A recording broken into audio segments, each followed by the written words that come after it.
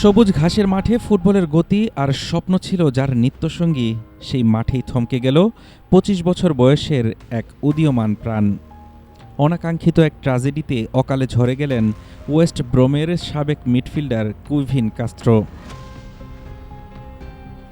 ঘটনাটি পর্তুগালের লিসবনের।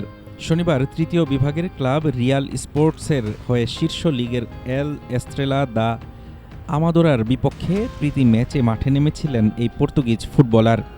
ম্যাচ চলাকালেই হঠাৎ বুকে হাত দিয়ে মাটিতে লুটিয়ে পড়েন তিনি। আকস্মিক এই ঘটনায় মুহূর্তেই স্তব্ধ হয়ে যায় পুরো মাঠ।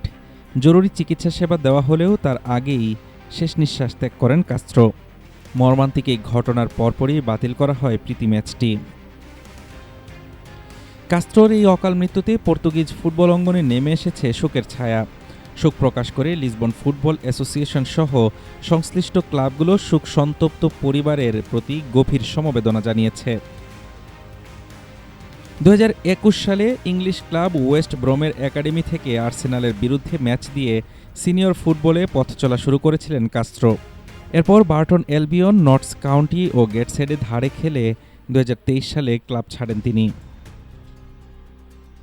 সাবেক খেলোয়াড়কে হারিয়ে গভীরভাবে শোকাহত ওয়েস্ট ব্রমও। তাকে শ্রদ্ধা জানাতে বার্নলির বিপক্ষে পরবর্তী ম্যাচে কালো আর্মব্যান্ড পরে মাঠে নামার ঘোষণা দিয়েছে দলটি।